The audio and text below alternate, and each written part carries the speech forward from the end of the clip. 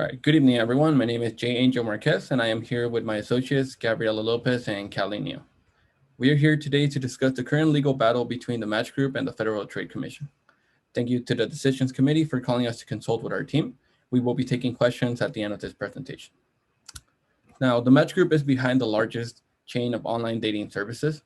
The ones that we hear most commonly are OkCupid, Tinder, and Match.com. The Match Group has been sued for false advertisement through a series of irresponsible, if not intentional, actions against the clients of our many dating applications and websites. On top of this, the cancellation process tends to be confusing and tedious and inconclusive. This is an issue because it will set a precedent for the company and its many units in the online dating industry and all the social online services that may come in the future. The Federal Trade Commission exists for the sake of protecting consumers within the country. Ever since online services have been on the rise, the FTC has seen itself in the position of creating new sets of regulations to ensure that they are not faulty business practices on the web. They become more strict because these business transactions are not face-to-face or even across the city, but across the country. So when consumers are being given false information to purchase products or services online, the FTC has to interfere and make the situation right. This is why the Match Group has to adjust to actions that will prevent further legal action from happening.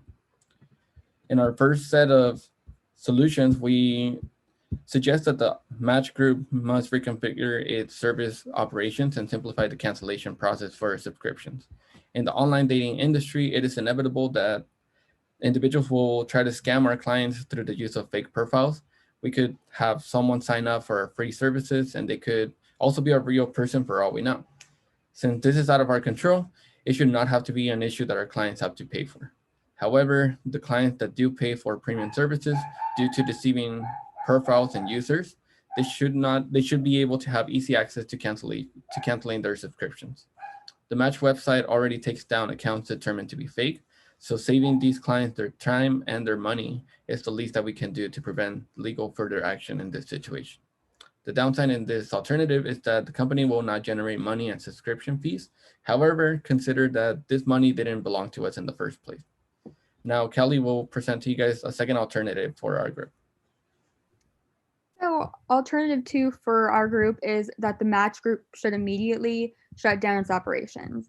Under the Federal Trade Commission, the Match Group has violated multiple regulations and therefore is no longer accepted on the internet.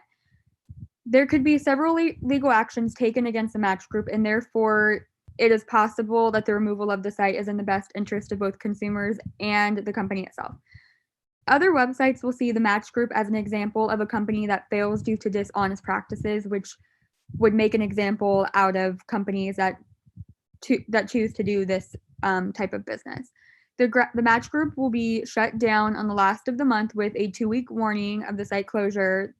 Since the Match Group bills on the first of the month, the customers will not be charged with a renewal fee. The upside to this alternative is that it could potentially save the Match Group legal fees. It could also be a change for the Match Group to rebrand and recreate something that will be more positively reputable. On the downside, however, the downtime between making a new website could mean a lot of lost revenue for the group of employees, and it could potentially close down altogether. And now I'd like to introduce Gabriela to present alternative 3. For our third solution, the Match Group must make a transparent code of conduct that all users read upon entering the site, along with the requirement of identity verification. Most companies are now requiring identity verification for those accounts with fraudulent-like activity. Since the problem is this extensive, we can require old accounts and new accounts to verify their identity to proceed using our services. Transparency on the internet is one of the most important things to offer consumers. If Match Group wants to continue with its operation, one way is to change the code of conduct so that it actually gives the information that customers will need to know. When the customer opens up the website to make an account, they will find a document that contains terms and conditions about the website, as well as information about how the website is ran. After the customer reads the document, they will have to sign the document saying that they read it in full and understand the company's conduct. The advantages of this are that it will reduce the threat of legal action, and it will give customers more warning about how the website is run. On the other hand, it will have disadvantages of customers reading the code of conduct and then deciding they don't like the website being run or have the ability to identify themselves. This could potentially run off customers. We recommend alternative 3. We feel as the main problem is that people using our services don't trust the services due to fraudulent accounts, luring people into buying premium services. Making a transparent code of conduct, we can resolve this problem by requiring identity verification for all of the users, thus eliminating the majority of fraudulent accounts. Therefore, scammers will no longer be able to lure users into getting premium services, and people will once again have the ability to find love. Transparency will allow us to regain the trust of our customers and our credibility as matchmakers. And Kelly's going to be letting you know about our implementation. So in order for us to implement alternative 3, we believe that the decision maker should immediately create 2 separate teams. And the first team will be lawyers that will be creating the new privacy statements for our users and a code of conduct for internal management to follow. The second team, however, will create the software for identity verification process for the website and apps. We must then hire a team who will verify the identity of the users. As a second source of protection, we will require those accounts who already verified their identity and still produce fraudulent-like activity a second source of verification. Thank you for your time. The floor is now open for questions. Thank you.